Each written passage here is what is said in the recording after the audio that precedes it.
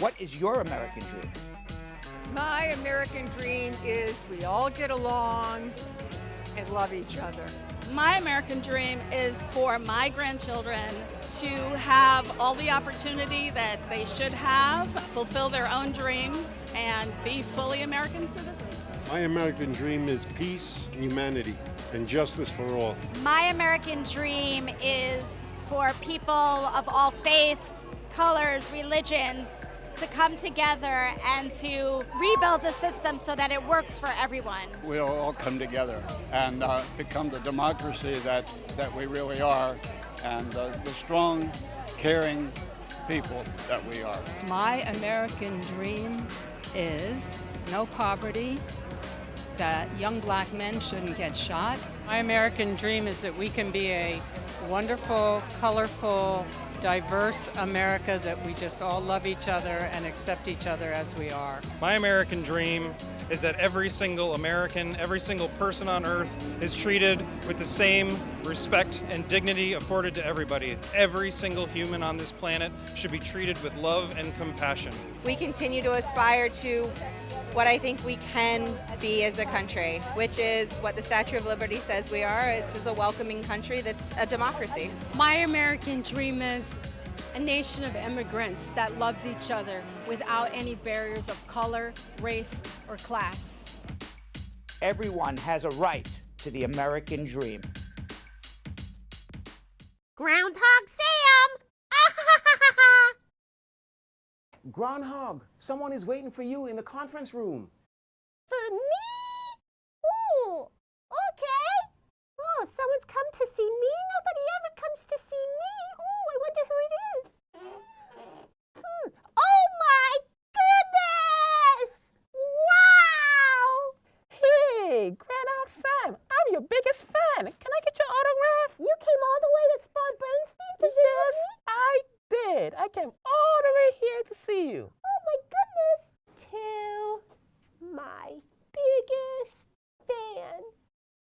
Now listen, I hope you keep this and don't sell it on eBay. No. I would never sell your autograph. I'm going to keep this for the rest of my life. Oh, I'm so flattered. Thank you so much. Thank you very much. Oh, I finally have a fan. Now I know I have fans. I was wondering. You always had a fan. Oh, I'm always your fan. You made my whole week. Thank you, big Groundhog fan. Give me a hug. Oh. Oh, guess what? I brought you some wine over there, okay? I don't know if what? you like it. I didn't have pretzel, but I have wine. Do you like wine? I like wine. Sure, I like wine. Awesome. Just promise not to get drunk, okay? No, it's to sip along with my pretzels. All right, you promise just a sip. I promise. Okay. Oh my goodness, this is beautiful, and the wine is bigger than my body. I can't drink it all at once. I wouldn't get drunk. I'd probably die. Like I said, just a sip. That's it. Just a sip. I'll share with Brad. I share everything with Brad. No problem. Sharing is sharing. So, big Groundhog fan, would you like to do the recap with me? Sure. Okay, here we go. Hello, Brad Squad. Hi, Brad Squad. In case you missed yesterday's episode of Brad Show Live, Brad spoke to specialist Hector Baraja. You guys probably remember Hector. He's been on our show twice before. He was a 14-year deported veteran who first received a pardon by Governor Jerry Brown in 2017 and then was actually granted his citizenship by the U.S. government in April of 2018. Brad had talked to Hector right after he found out he was coming back to the United States.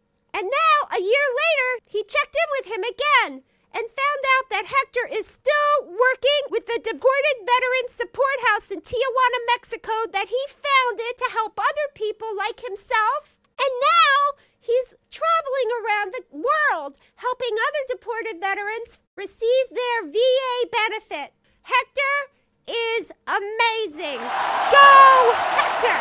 Now's the time you've all been waiting for. It's time for Brad Show Live. Yay! Starring Brad Bernstein with co-host Belgium Kim and Yonathan Yo-Yo Elias.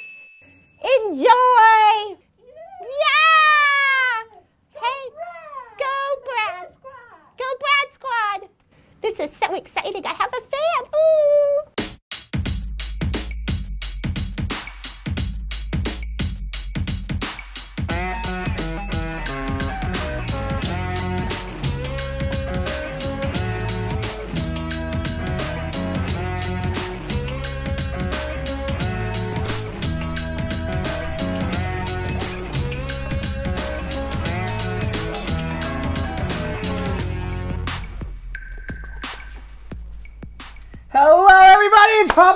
Today it is, what's today? Wednesday, February 27th.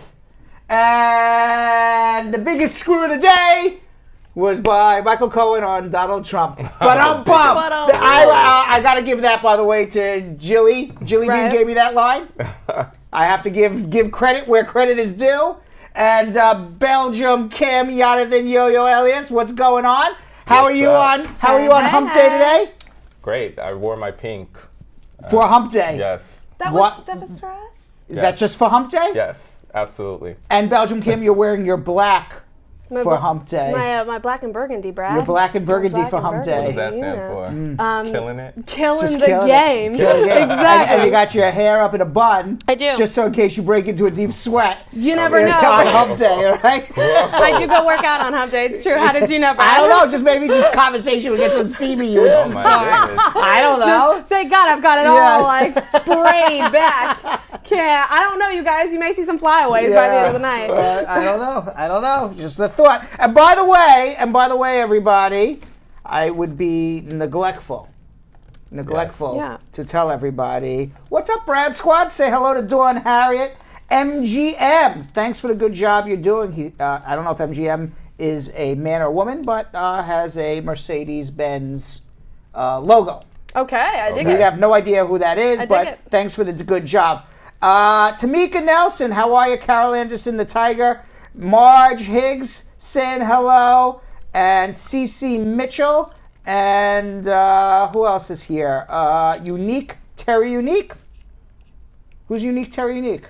Unique New York. I don't know. Just hope I can get some answers about my situation. Unique New York. Well, if you have a unique, issue, I'll be happy to answer them in a few minutes. You can either call us at 1-800-529-5465, or you can leave your message in the Facebook message comments or in the YouTube comments, and I'll be happy to answer them. And Cordella Douglas saying hello, and Britannia Hutchinson saying squad up. New person, Britannia. Asset Lindo, how are you? I like that name. Yvonne Steele, Rich Kid C, Caston Redwood. Haven't seen Caston in a long time. Ma Dukes. Comes in and out these days. In and out these days. Levon D. Tucker. Levon D. Tucker sounds, I don't know why that sounds like a stage name.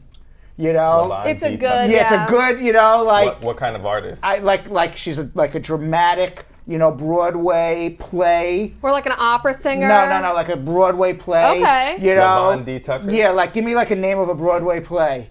Levon D. Tucker in Hello, Dolly. Hello, Dolly. Yeah. It just sounds like Levon it. D. Tucker in Hamilton. Yeah, it just sounds it to me. And Yonathan, Yo-Yo, Elias, and Belgium Kim, we do have to remind everybody that the best way that you can help me, you can help Kim, you can help is, number one, the best way to help me is tell me when I have a fashion malfunction. Right. Someone actually did. Right. Somehow somebody did that.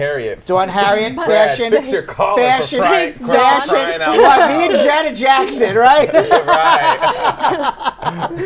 except my whole bodysuit didn't come off. Oh, man. Yeah, I know, right? That would be a weird outfit to have a nipple malfunction in, Brad. You're wearing straight two. Well, no, I do not have a nipple ring. Do you think I would have a nipple ring?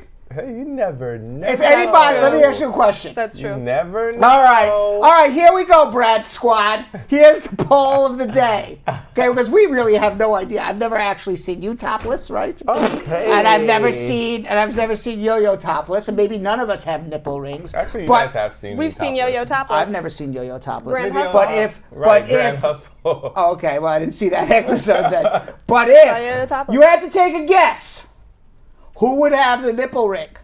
Would it be A, Brad, B, Kim, C, Yo-Yo Elias? Yo-Yo Elias. Can we put that poll up? Absolutely. All right, Belgium Kim is going to put that poll up on Hump Day. Who would you most suspect out of the three of us to have a nipple ring? We are living up to Okay, this what do you think? Are you doing that poll? I'm literally writing it. You are not literally writing it. Are you really doing it? Who would be the most likely to have a can you get that poll going, please? It's Hump Day. Poll is happening. The poll is happening. Poll is happening. And I'm not talking about pole dancing. I'm like, let's have a poll of Brad Squad. We've And got before we do Pauline that, Williams, while we're going to take that poll, and we'll announce the answers before the end of Hump Day News. Okay, so these answers are going to be announced shortly. Okay, who do you think we can do that poll, right? I mean, we'll do it ocularly. Oh, we can't. We can't make a poll. I thought you can make a poll on Facebook and YouTube. No? Not live yet. Oh, not live yet. Seen. Okay. All right. So you know what? We'll have Groundhog Sam on YouTube and Facebook. Belgium Kim on Facebook. No, well, Groundhog Sam can monitor Facebook and YouTube That's at true, the same and time. he does. And count. I already see Tamika says it's A, Brad. Is most likely to have the nipple ring. Yes. But we'll see. We'll count it all up and we'll see who the winner is, who the Brad Squad thinks is the naughtiest of the three, or the randiest. Yes. Right? Wait, that's a different. Those are two different question. things. Yeah. Randiest or naughtiest? The nipple ring. The nipple ring and the naughtiest. It's two different things. Two different Just things. because you have a nipple ring doesn't mean you're naughty. No. And just because you have you're naughty doesn't mean you're Randy. Exactly. Thank you. Thank you very much for clearing all that up, my millennial friends. We should have a drinking game every single time that comes on. We have to take a drink.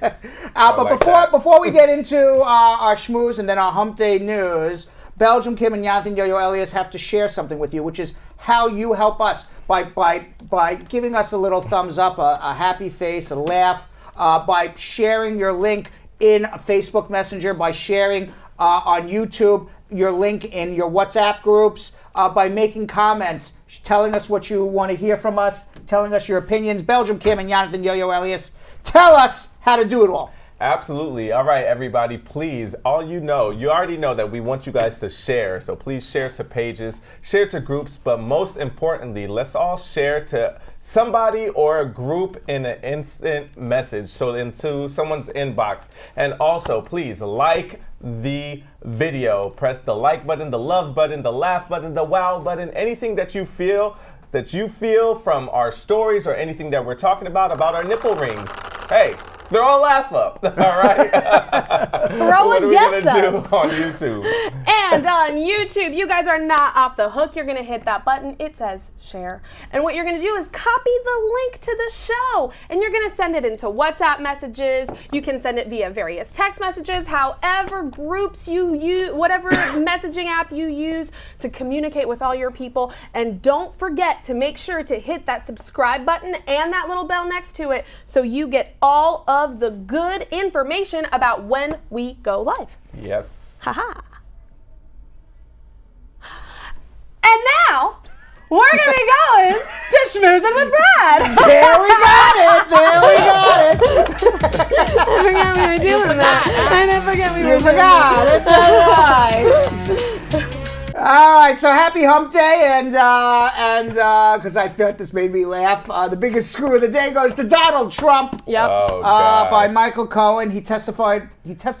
I watched a lot of it. I didn't watch all of it because it was all day long. But he testified before the House Oversight Committee about conversations that he had with Donald Trump, basically painting him as a crook, as basically committing financial fraud, election fraud, campaign finance fraud, general fraud all over the place. Fraud in the Moscow hotel, that and perhaps even some sort of conspiracy with the Russians. Yeah. Now, he provided the committee with a portion of Trump's financial statements, a signed check from Donald Trump to Michael Cohen for reimbursement in the payment of hush money to Stormy Daniels. By the way, we can thank Stormy Daniels because if it was not for Stormy Daniels, this hearing would never have happened. Wow. It was Stormy Daniels who came out and said originally with Michael Avenatti, all of this crap is happening. You know, I had sex with Donald Trump. He paid me off to not be quiet. And she came out and said, I want to invalidate this agreement. He paid me $120,000. This is what all started the investigation into Michael Cohen, which eventually is sending Michael Cohen to jail.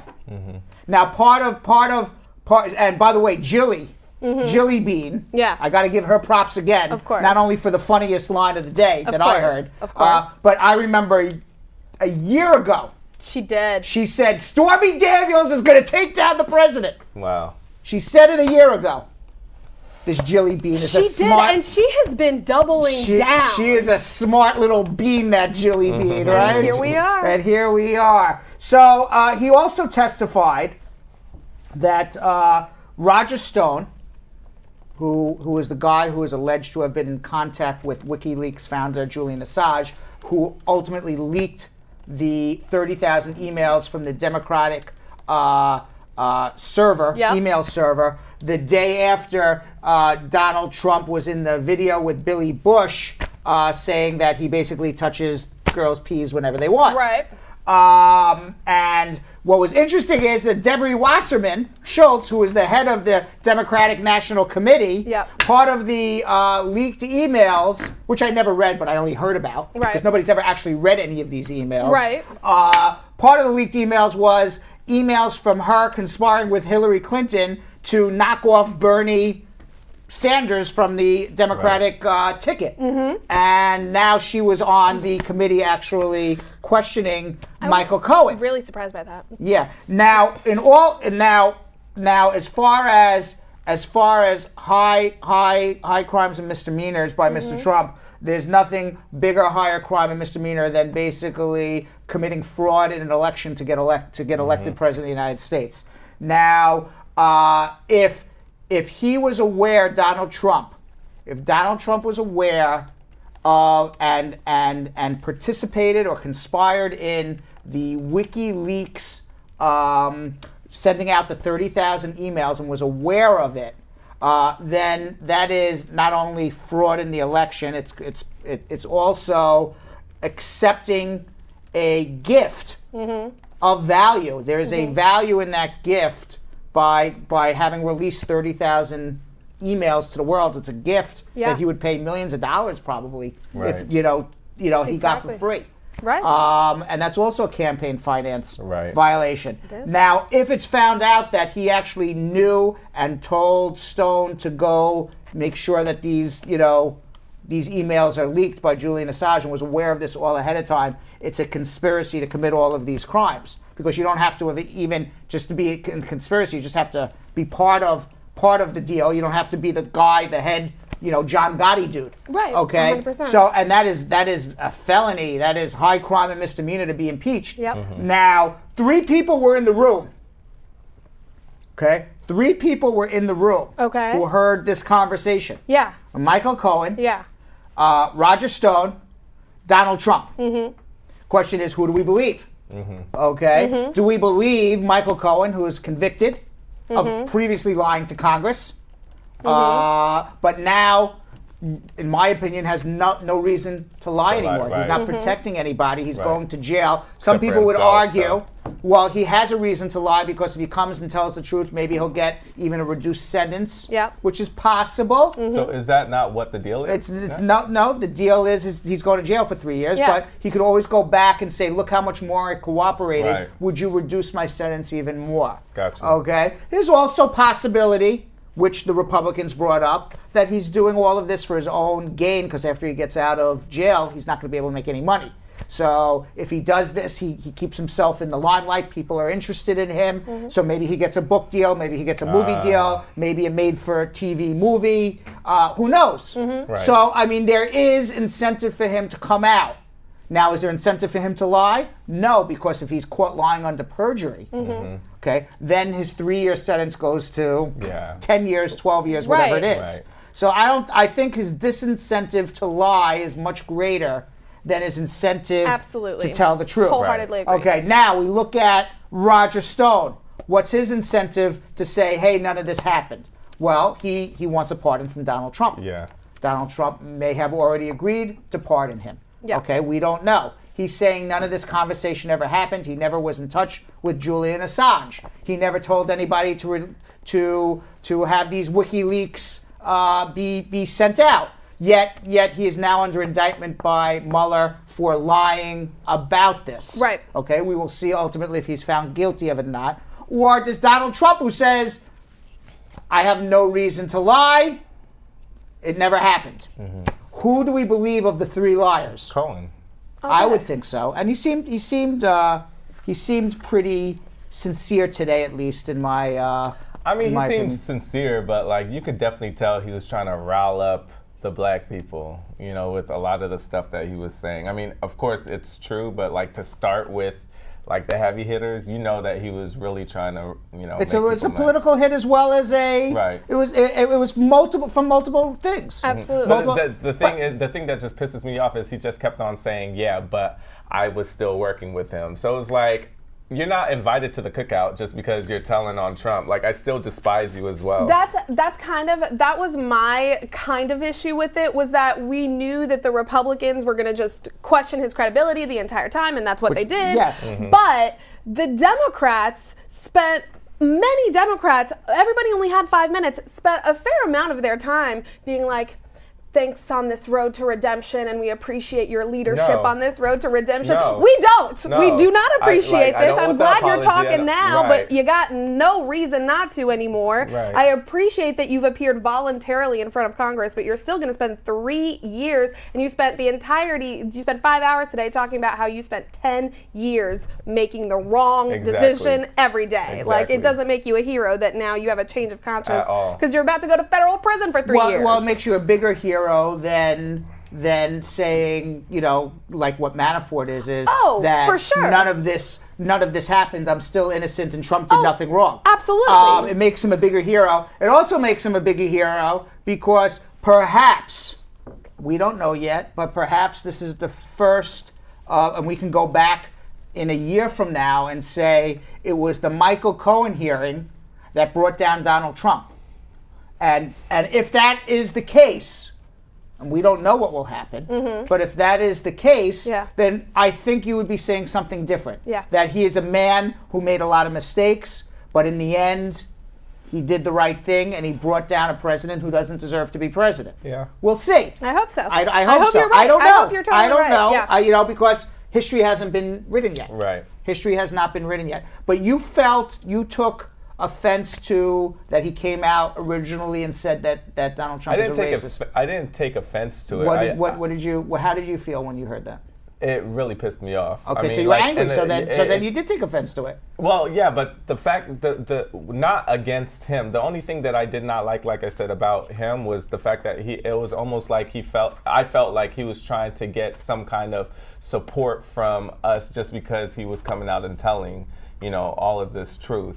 But like the whole time he was supporting it. So that goes to show that he's a racist as well. So I'm happy that he came out with the truth, but he's still a piece of shit in my eyes. Okay, it's totally. I empathize with what you're saying. History. I think he is the lesser of evils. He is not as bad. He is definitely not as bad. Better than Manafort. Better than Roger Stone. It's all three Probably lies. better than Julian Assange. Definitely better than Donald Trump. Worse than the common man.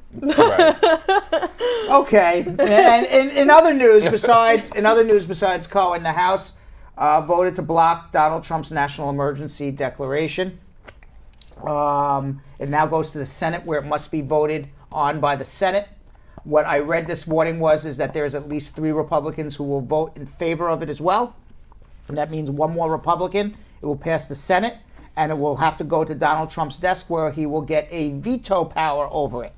After he vetoes it, it will have to go back to both the House of Representatives and Senate. They have to pass it by a 2/3 majority, which may happen in the House, but probably will not happen in the Senate unless some people start defecting from Donald Trump because of this whole Michael Cohen thing, or maybe the Mueller report comes out, and the Mueller report even knows more crap than before. We'll see what happens. It'll probably be stopped anyway in the courts. The Democrats are also moving forward to subpoenaing subpoenaing Trump administration on family separations. Family separations are still happening to this day. Yep. And the committee voted 25-11, the House Oversight Committee, in support of a resolution authorizing subpoenas to the Department of Justice, Health and Human Services that direct those departments to produce lists of all the children and parents who were separated between April 6, 2018 and June 20th, 2018. Apparently, the Department of Health and Human Services still probably does not know how to connect thousands of children with their parents still. The ranking chairman of the House Elijah Cummings, who we saw today all day, We who, by the did. way, did a very commendable job. He really, you know, as I watched him, he really tried to stay a little bit above the fray, not be as partisan. He did. He even calmed down. There was a right at the end around 5 o'clock between Representative Tlaib from Michigan and Representative Mark Meadows, Meadows from who was Republican. That Tlaib really called him out as a racist for bringing on a supporter of Trump who happens to be black and says you can't just bring a black person out as a token and let this person sit there behind you. That's just racist in of itself. Yes. Right. And Meadows took it as you're calling me racist, which he probably was. And then she took it back a little bit and said, I'm not calling you racist. I'm just calling the situation racist. And I feel and I thought Elijah Cummings did a really good job in diffusing what could have been literally an all-out brawl, and it really wasn't necessary because it would have really deflected from what the point of the whole hearing was. Absolutely. Although to Tlaib's point, what Mark Meadows did was 100% racist. No question. Well, there was no question about it. No question. There was no question about it. It was the whole. She was right. She was right. She was 100% right. Yeah. Bringing out a black person and saying Trump's not racist because Right. this His friend- black that person person is my works for friend. him Right. and Right. is his friend. That's is right. I know not a lots of thing. racist people who have black people working for them. And then his Right? own 100%. And Absolutely. his own reply was, I'm obviously not racist because I have nieces and nephews who are of color. And it's like, that means that your daughter or your son hooked up with a person of color. That does not mean you're not racist. That doesn't mean you're really angry about it. Right. Or not even, we don't even know if you talk to this niece or nephew anymore. What your relationship? Right. Now he did say, Elijah Cummings did say that Mike Meadows is one of his best friends. He did. They are friends. Right. Best friends, they said. And they are good friends. And even Mark Meadows was like, Mr. Chairman, you know. But I don't know. It was a racist act. Yeah. I don't know if he's racist, but she was right. It was a racist act. All right. Meanwhile. Comments. What are the comments? Pauline Williams says about Cohen, he's upset because he's going to prison and the chump seems to be getting away. And we actually have a one from Rukmini. Rukmini is actually given his take saying, whether or not he brings down the president, he did the right thing, and for why he stayed 10 years with him, he's providing for his family because it was a well-paid job, in my opinion. Mm-hmm. I thought the most interesting. I thought the most interesting thing actually is that if you believe Michael Cohen, he said Donald Trump never thought he was going to be president of the United States. But he said Donald Trump ran for president just to enrich himself by promoting himself, promoting his name. He never thought he was going to win the Republican National Convention. That's why he was still making deals with Russians and building Trump Tower in Moscow all the way through the election. He never thought he was going to win. Yeah. He was just doing it as the best publicity stunt for his name. And the next thing you know, he's the winner of he's like, you know, the way Michael Cohen did it was like, no one thought this guy was ever going to win. Right. Including us. Who the hell thought he was going to win? 100%. Nobody. He's right. Best infomercial ever. Right. And now, worst infomercial That ever. is right. So that, meanwhile, as a side note, Donald Trump is in Vietnam, and he's negotiating with Kim Jong-un to reduce the Korean missile crisis, which on any other day would have been the biggest news of the week, perhaps the month. But on this day, it's on page 11 of every newspaper. Isn't that unbelievable? That is, what else is there to say? He's meeting with one of the biggest dictators of the United States. Right, who's like lobbing nuclear missiles over Japan a year ago. I will say, I kind of love that Michael Cohen was like, I helped him dodge questions about his medical deferment because he said, I'm not going to Vietnam. And right now, he's in Vietnam. Right. Pretty ironic. All right, so we could talk about this all day, but we got immigration questions to answer. Yes. But more importantly, before we get immigrations to answer, the most important news of the day is Hump Day news. Yeah. It's Hump Day news, right? We need a laugh after watching today, right? I was just about to say, please don't skip Hump Day today. Right. All right. So this is a new a new poll just came out, polling millennials, and they said that 44% of millennials would rather give up sex for a year than give up Amazon. Yonathan Yo-Yo Elias, it was conducted by Max Borges Agency. The survey analyzed the shopping behavior of more than 1,000 American millennials. They also found that 77% of millennials would choose Amazon over alcohol for a year. What? That is love in a corporation. I don't believe that. You don't believe that? No. You don't have to ditch your Prime account for an orgasm, though, because Amazon's best-selling sex toys are still beloved for a reason. Okay. So you can order the sex toys on Amazon, right? Okay, because that was the thinking of a lot of the millennials. No. What do you think? No. Absolutely not. Absolutely not. For a year? Y'all don't want to get it in for a year just so you can be able to get something in 2 days? Come on. Go to Target.com, Walmart.com. Right. There are so many other online. Amazon is not that popping. No. Let's be real. There's Amazon so many is not online that retailers, popping. y'all. Yeah, well, according to the Max Borges Agency, Amazon is clearly being viewed as an essential way of life for millennials. No kidding. One that, at least in the short term, could outweigh their need for intimacy.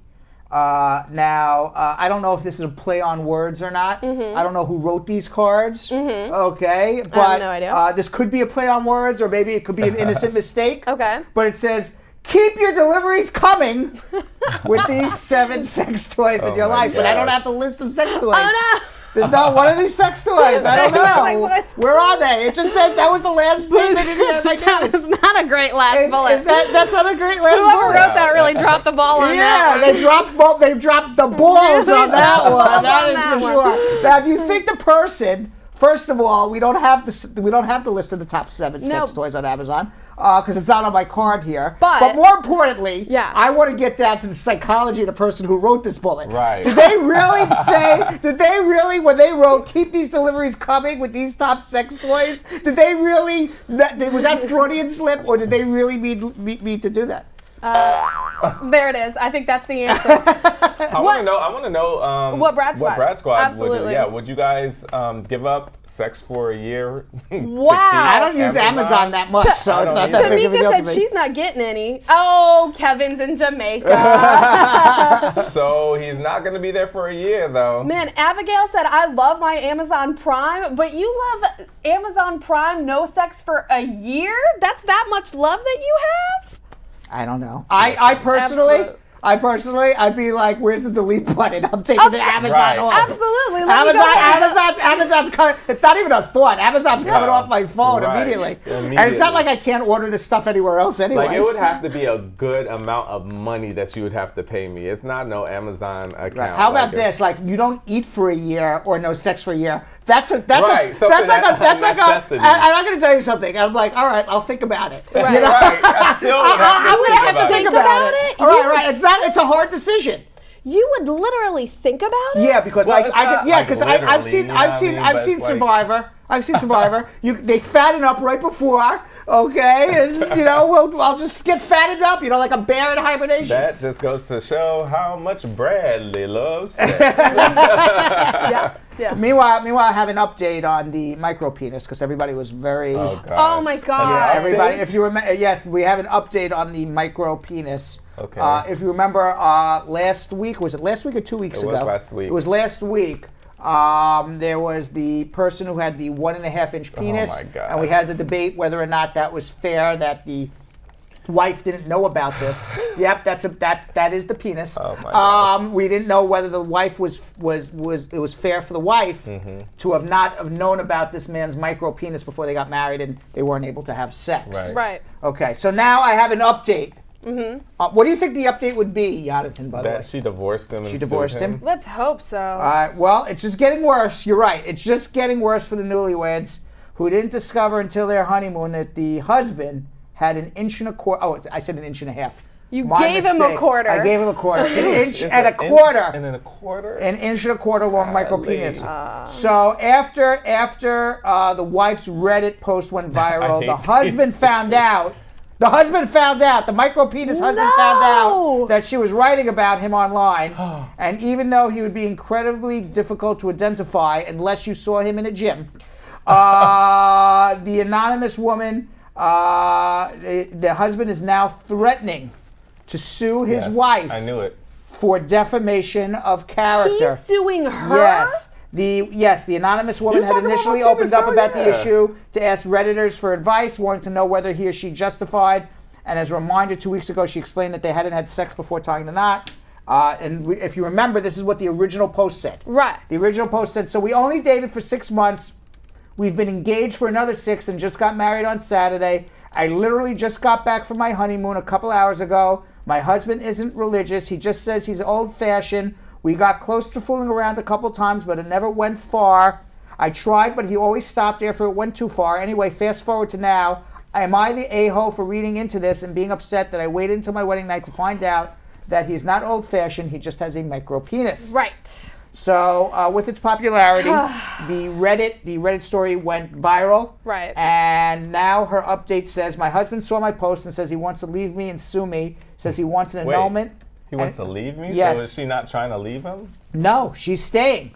But she's now, staying and now he's she's leaving leaving. her? Yes, yes. Yeah, absolutely. See, and that's the thing. Like, this is the whole thing with social media. It's like you're trying to claim that I'm asking Reddit for advice. No, girl. No, you embarrassed your husband. Like, yeah, you're embarrassing him. You embarrassed your husband. You know exactly what you want to do. That's I hate right. when people say, "Oh, I'm asking strangers for advice." No, you embarrassed your husband. Who asked strangers for advice? You just wanted to tell the story. But how could you identify him? It doesn't matter. There is no. Well, he says it's only a matter of ago. time before his name is leaked. It usually He saw the post through an old friend of his who knew that he also had a micro penis and saw on his Facebook post that he just got married. He doesn't know any other guy it would be. There so you that's go. how. So there's always one person who's already. And then you just need that one person to throw your picture up. Yeah, but that means that guy already knew that other guy had a micro penis. They probably talk about it. It's like, hey, bro, my penis is so small. I don't know what to do. First of all, I don't particularly. I mean, here I am saying I don't particularly ask people questions on social media, and here I am taking questions all day from literally people.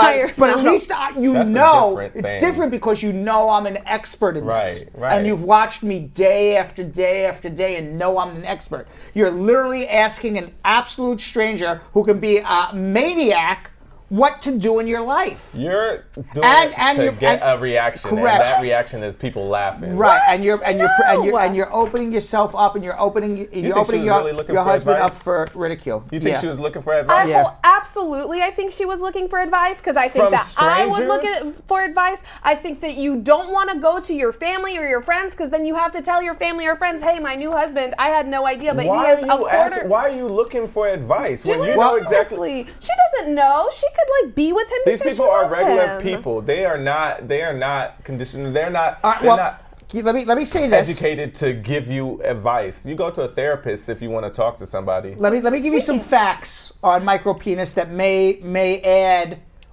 to your opinion one way or the other. Yeah. Okay. All right. First of all, the micropenis, as everyone could gather, is a small penis. Right. Abnormally small penis. Abnormally small. Okay. The average penis size is 5.21. That's the average penis size? What? 5.2. Oh my God.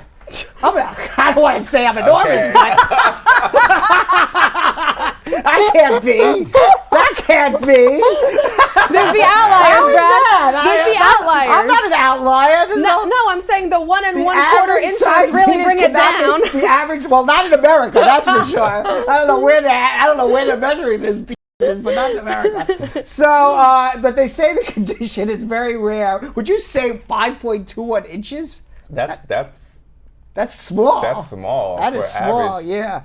They say the micropenis condition is very rare. Only 1.5 in 10,000 males. Well, I'm so happy now. I've never been happier man in my life. Statistics like this. Statistics like this make me the happiest man in the world. I can't wait to go home and tell everybody. And that is exactly the problem. Statistics like this.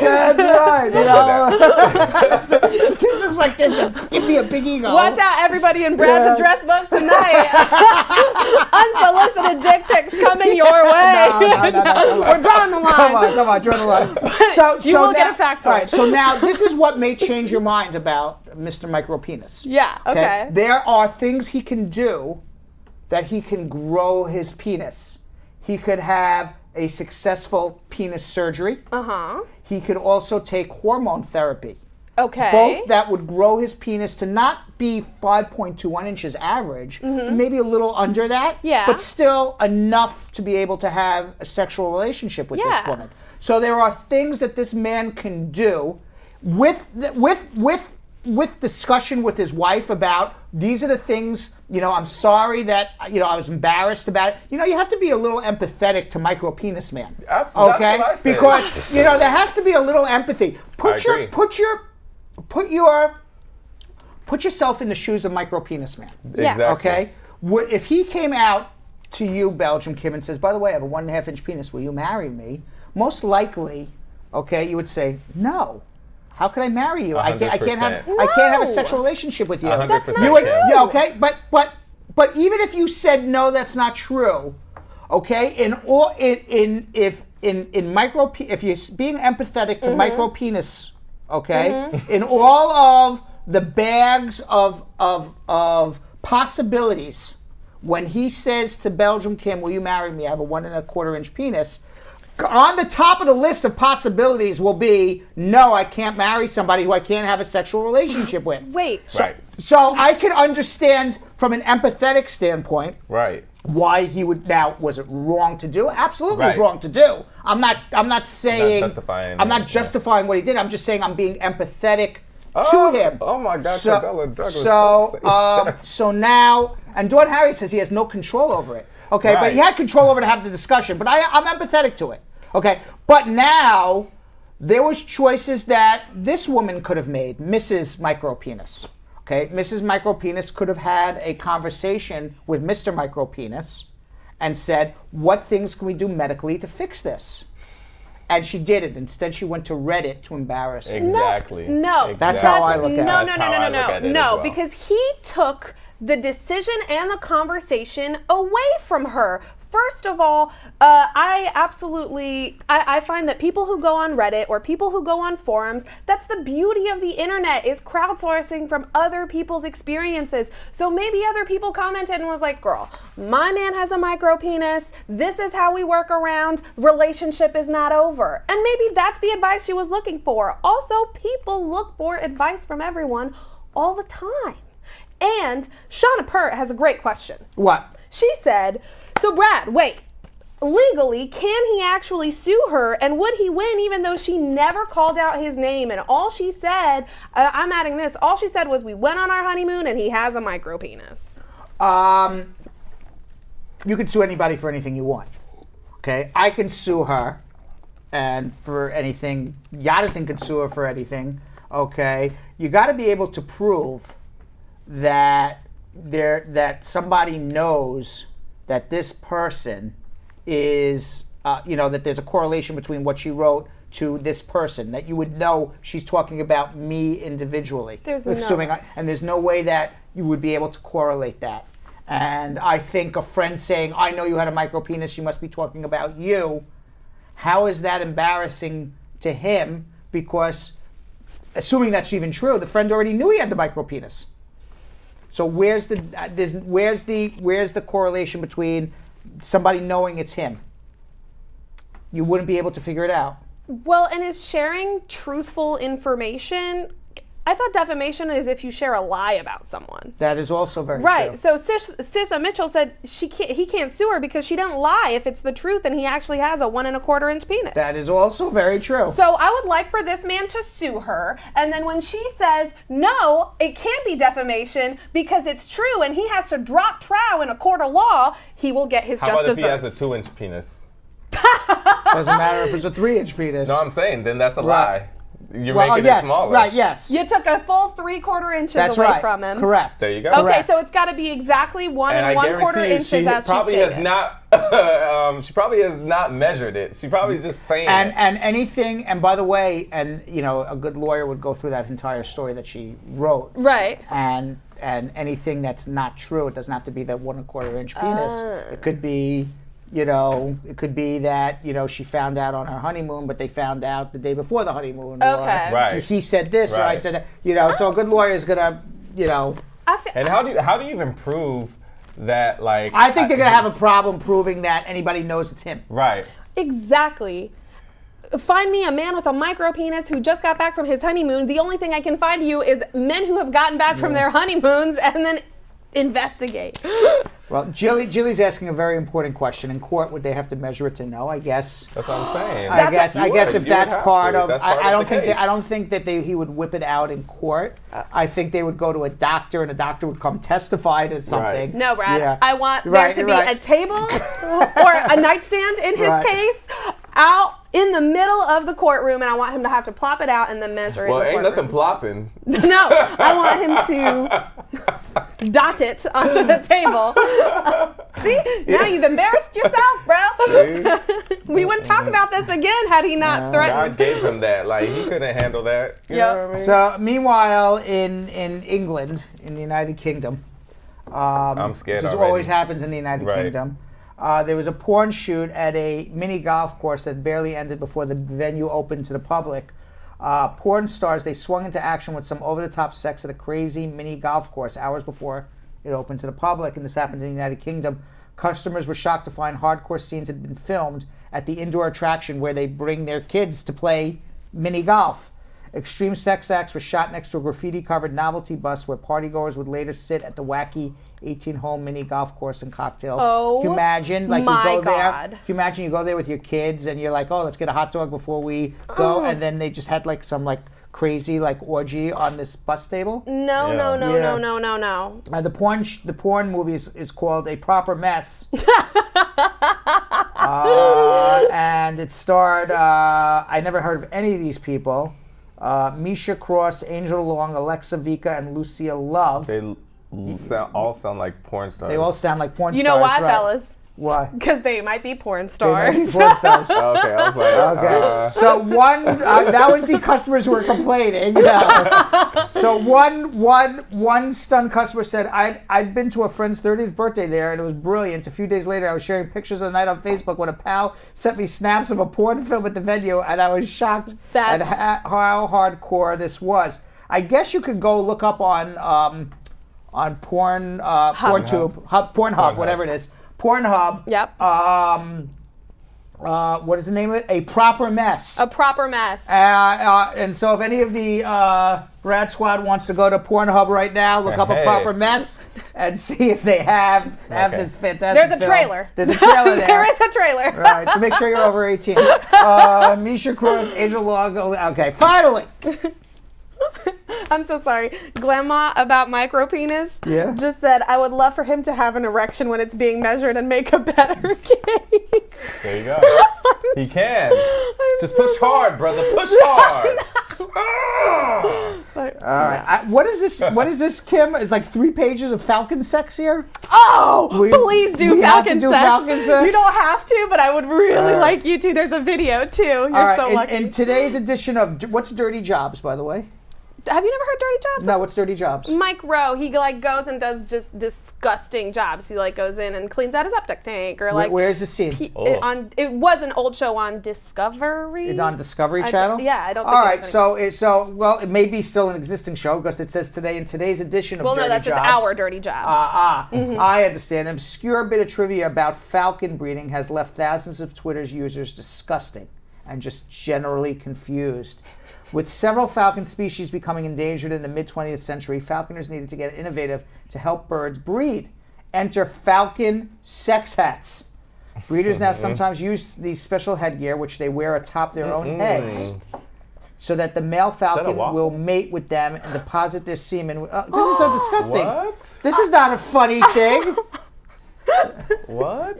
So the falcon's having sex on this guy's head and depositing semen on this man's head so they can inseminate it into the female falcon? But wait. This is disgusting. Why do I want to watch this? All right, Jill says we got to watch it. Let's see what the video does. The sound is perfect. Let's see. Oh, the sound is back. Wait, we missed it. Yeah. The sound is... We're going to do it again. Let's watch it again.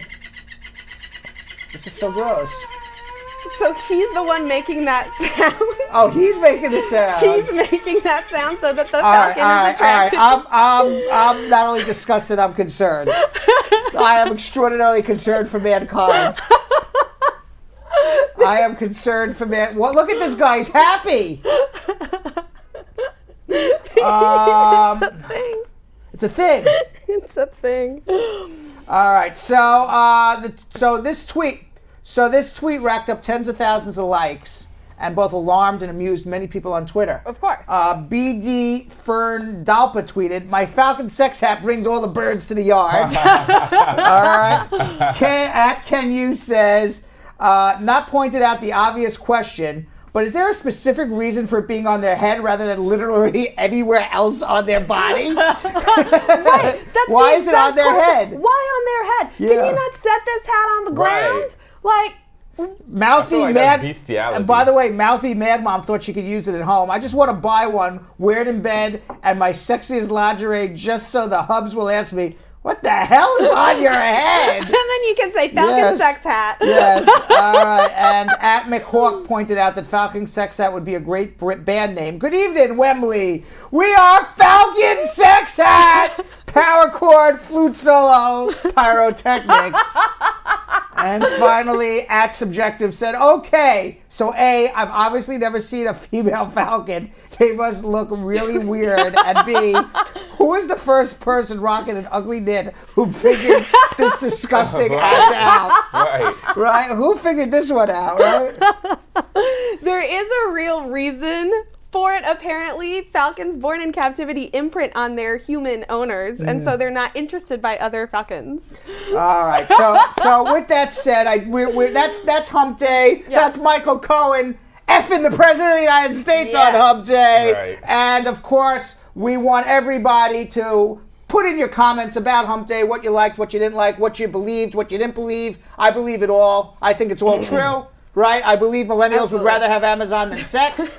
Which, thank God, I'm a Generation X. No. All right. No. And I think it's a Janet Jackson malfunction again. I know. And of course, I want everybody to please like, love, share this in Instagram Messenger to your friends. Please share this on WhatsApp, on YouTube. Yonathan, Yo-Yo, Elias, and Belgium Kim, give them a little more exacting details while I stretch and get ready for immigration questions. Absolutely. Okay, family, this is the easiest, best part of the show other than watching it. You just got to tell us what's on your mind. The way you do that, you write comments and you tell us what's on your mind. You're also going to like, love, you're gonna hit that little wow, you're gonna hit that little sad face when sad things come up, because we talk about sad things too. And when we talk about Trump, hit that angry face, because obviously he makes us all angry. And for those people sharing, make sure to share in your friends' inboxes. When you're sharing, send them as a direct message. It'll slide up in their DMs, they'll get a little pop-up on their phone, they'll know immediately. Just make sure to slide up in those inboxes of all of your friends and family and let them know we are live right now. And on YouTube. Yeah, what do they do? Absolutely. YouTube, you guys are not off the hook. We want to know exactly what you think as well. So give us that interaction. Give us the energy. We want to know what you guys are thinking, how much you guys like these stories. If you think something is funny, sad, whatever, talk to each other. Let us know. And also press that like button. And to share, all you have to do is copy the link. Copy that link and send it in a WhatsApp group. You should make a group first on WhatsApp of people that you think that might benefit from the show. So friends, family, whoever, and send it to them, all right? Please do that right now. And also, if you have not subscribed, subscribe right now. Belgium Kim, I had somebody come into me today and says, I can't figure out how to subscribe and to follow. Can you tell everyone on YouTube and Facebook the exact steps on how to do it? Oh my God, you guys, this is gonna be absolutely beautiful because you're watching a video right now. Just below it, literally right below it, there's a big bright red button, and right across it, it says subscribe. And when you subscribe, what you're gonna do is right next to it, there's a little bell that's right there. It's that red subscribe button and a little bell. You're gonna hit that little red subscribe button and that little bell, because that little bell is gonna be what makes sure that you don't miss a single live show and that you can get in early enough to ask Brad your questions and hear all of your immigration answers for free. Yeah. And now's the time that you actually get to hear those answers to your questions in something we call Brad Answers Your Immigration Questions. Call now. I have no idea because Brad's been getting it wrong for a year and a half. I like it. I like the fact that every day, I don't know if anyone realizes this, we change the segment name every day. I don't know if anybody realizes this, but every day the segment name changes just a little bit. Ever so slightly. Every so slightly. Meanwhile, Mohammed, talking about Hump Day, he has a burning question. Ooh. Something's burning inside of him because he's been waiting for 51 minutes. So let's speak to Mohammed. Mohammed, I know you've been waiting a long time. We'll give you at least 30 seconds after you've been waiting for 15 minutes to talk to me. Mohammed. Yes, please. Hi, How are you? How are you? How are you? Fine, sir. What can I do to help you? I have my friend, and he applied, his case is denied on I-4485, and now he applied for that's the I-290B. He want to know that how long they take that. Why was his I-45 denied? Oh, denied. Actually, they say that's since long time. He have a deportation order, but the judge terminate that, and they say you have a deportation order and you don't comply that. Even though the judge terminated the deportation? First of all, there's no appeal of an I-45. Okay, that's number one. Maybe you're appealing the I-130. They don't believe it's a real marriage. But there's no reason. No, not a marriage. Not a marriage. That's actually his son sponsor him. Okay. I-130 is approved. All right, but there's no appeal of an I-45. There's a motion to reopen, but there's no appeal. My opinion would be that if in fact the deportation was terminated, maybe he's not eligible to adjust. Maybe he didn't make a legal entry into the United States. Maybe he's a legal entry. What type of visa? That's a B2 visa. Okay, then I don't know what the answer is, but you can't appeal an I-45 denial. So there is no appeal. So I don't, what you're saying to me doesn't make sense in the sense that A, you can't appeal. B, if the judge terminated the deportation, that means the judge allowed him to file an adjustment application. He seems legally eligible to do so if his son's a U.S. citizen over 21 and entered on a B2 visa, and then the government says, no, you've been ordered deported, you can't. Something is wrong in the facts of what you are presenting to me.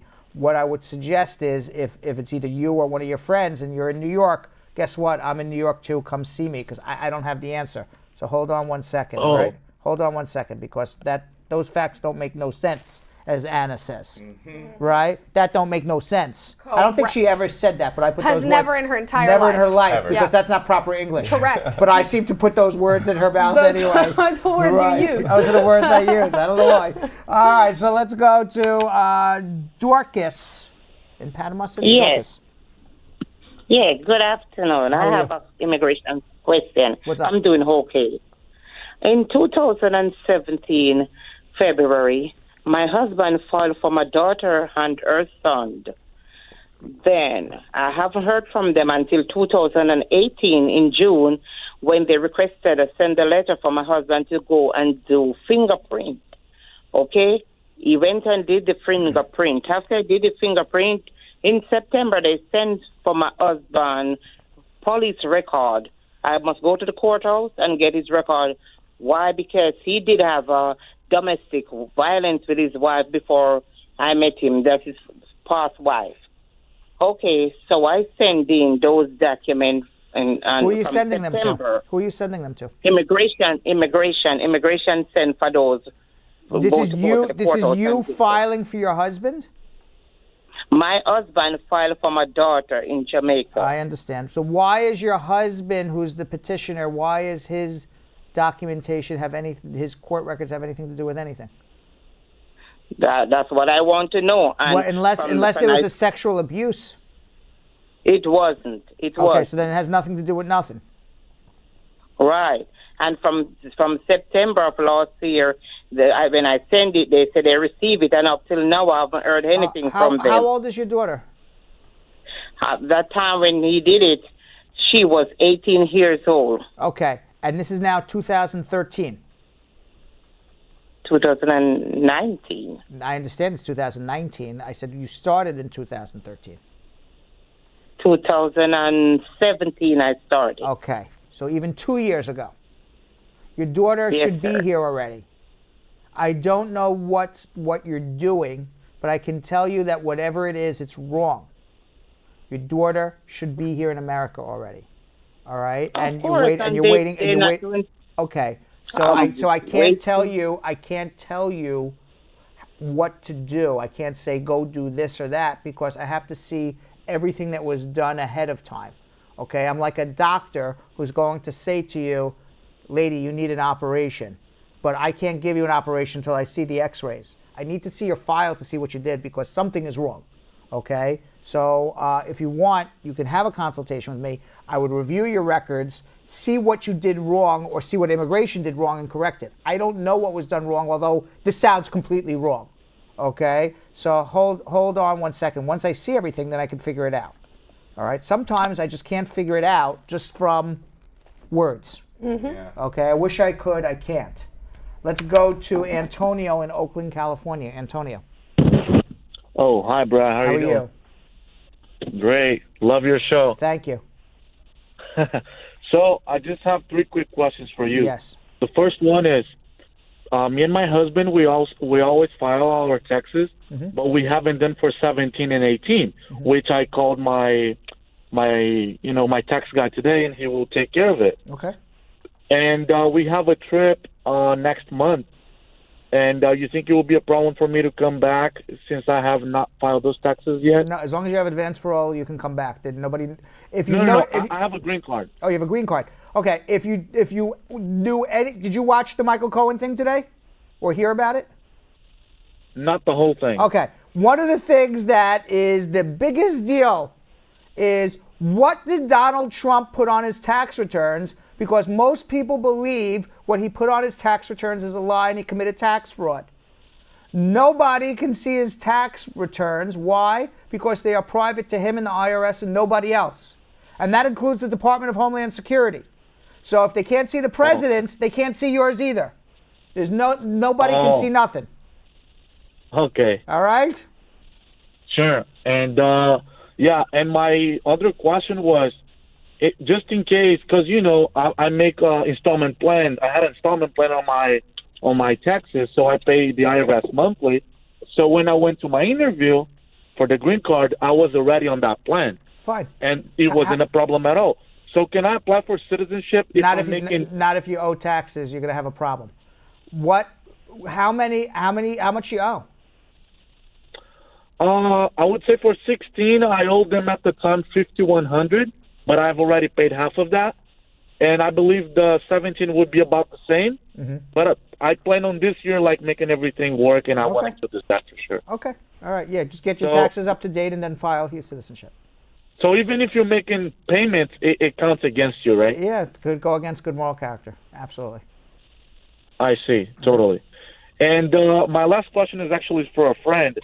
So his parents came here on a B1, B2, and they overstayed, but he's a citizen now. Can they adjust the status? His parents adjust status? If he's a citizen over 21, yes. Okay. All right?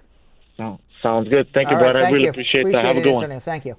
All right. I just happened to see Sophia Gray said, this is the greatest show on Facebook. I love that. Don't blame her. Yes, and March 6th is only on the Brad Show Live. I don't know what was only on the Brad Show Live. Damian Park says he needs to set up a consultation with Brad. Damn right. If you have to write it in Facebook, then you really need to do it. Really. Okay. So again, you don't need to ask for validation from the Brad Squad. Just give us a call. Absolutely. Right. 1-800-529-5465. Dawn Harriet got it right. Go see Brad, Dorcas. Go see Brad. Go see Brad. It's so easy. Pauline Williams said, I was wondering why too, Brad. Wondering what? What was she wondering? I don't know. I don't remember. What I was talking about. Oh, is the son a resident or a citizen? That's what they were about. Another question. I see. What? So Muhammad calls every week. Like he is a very consistent. Muhammad from Brooklyn calls frequently. He calls every time. So Abigail Taylor said, y'all thought he'd call tomorrow, but you almost got it. He called today. Don't worry, he could still call tomorrow, Abigail. That's right. We love our faithful callers. And on YouTube, People are just asking questions on YouTube. They're more serious on YouTube. YouTube. Oh, wait. YouTube is very serious. It's imperative for us to wish one of our Brad squatters a happy birthday. LVLX Ninja is celebrating his birthday today. Happy birthday. Happy birthday. All right, so let's go to Kevin in Boston, Massachusetts. Kevin. Hello, good evening, Brad. How are you? I have a question. So, my wife filed for me. I only have my work permit, right? Her mom and family is going on a cruise to 5 different small islands. So they want me to come on the cruise. I was wondering if I can still go. Not with a work permit. You can go on advance parole, but not a work permit. Oh, so that means I can't go on the cruise. How do you have a work permit? No, I have my work permit right now. How? By my wife filed for me, and I got my work permit. Why a 1-year work permit. Why don't you have an advance parole travel document? Because we didn't get one. Because you didn't file for it. So if you want to go on a cruise, submit an I-131 with a copy of the receipt from your I-485, and they'll send you a travel document. Then you can go on the cruise. If you don't have advance parole and you leave just with a work permit, you have self-deported out of the United States. They're not going to let you back in. Okay. All right. Get the advance parole. All right. Okay. Yeah. Right. Let's go to Lisa in Lakewood, Washington. Lisa. Hello. How you doing? I'm good. How are you? What's going on? I have 2 questions. My husband is in the military, and he's getting deployed in a few weeks. And I'm going to move back to New York, where both of us are from. I'm wondering if I change my address to New York, how would that affect the process? Your husband's filing for you? It'd put you to the back of the line. But guess what? If you get an interview wherever you're filing now, your husband's deployed somewhere else, you're not getting a green card either way. They're going to wait for him to come back after he's not deployed. Oh. All right, so either way, you're going to be waiting. You're in Washington. You're in the state of Washington now. You're going to wait either way. So you might as well just come to New York and transfer the case. Even though we filed before, because I'm just waiting to get an interview date. Yeah, but you can't get an interview if he's in another country. Oh, I see. I mean, you'll get an interview, you'll go and they'll say, okay, we'll reschedule it when he comes back. Oh, I see. So, and my other question would be, because we're actually planning for him to file for my daughter in Jamaica. You should do it. Would it make sense then for him to? It would be a smart thing to do, yes. You should do it. Oh, okay. All right. Thank you. You're All righty, thanks. Okay. Let's go to goop, goop, goop, goop. I love that noise. I don't know why. Kim in Brooklyn. Kim.